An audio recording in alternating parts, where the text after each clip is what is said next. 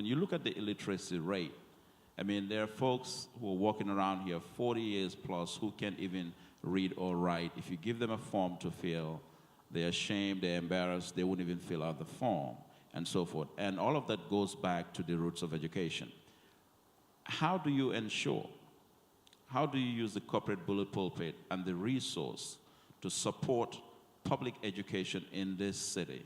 Because the two go hand in hand.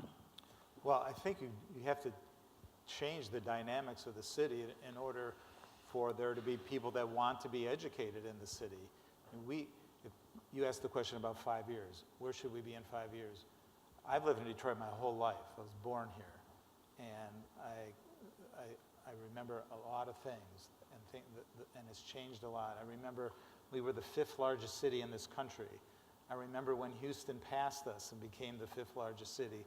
I was in Houston last week, and they're talking about becoming the 3rd largest city, and I've lost track of where Detroit is, 17, 20, something like that.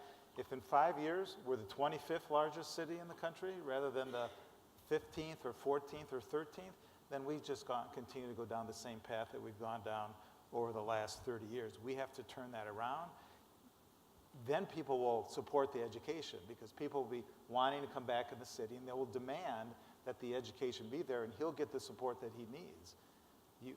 There's got to be hope, right? There's got to be this belief that there's an opportunity, and I think that a lot of people don't believe that that hope is there.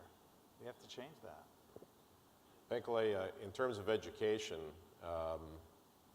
we at DT, we went right to the grassroots of it. So we started working with Nikolai on a very specific opportunity, and sometimes when you marry up community need with the needs of the company, there's magic, right? And so I think about the Randolph Technical School in Detroit that Dave Meter and our company became very passionate about, and we got behind him in a big way because Randolph Technical School was a school that trained people on various technical trades. So for example, we have a great need for pipe fitters, millwrights, linemen, and we had a technical school at Randolph that was only, I think, housing 50 or 80 students. 72. And there was an opportunity to increase that to 600.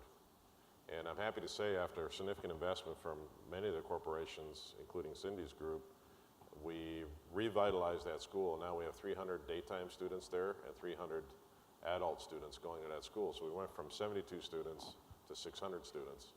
That started to create a feeder for highly trained and capable students to come into our workforce. So I think that's how you can start working on these issues. And now we've started another school, Bright House, where they'll be looking at automotive training and other services in the community to create students that can get access to these jobs that are being created in the city. And I think that's how you start to build this, is one building block at a time. But I know that Nikolai has been very engaged with us and been working really well with us. And another one that we're working on together is trying to create an IT, information technology stream at the Côte Rouge High School so that we can start to create another attraction for students to come in and join the workforce.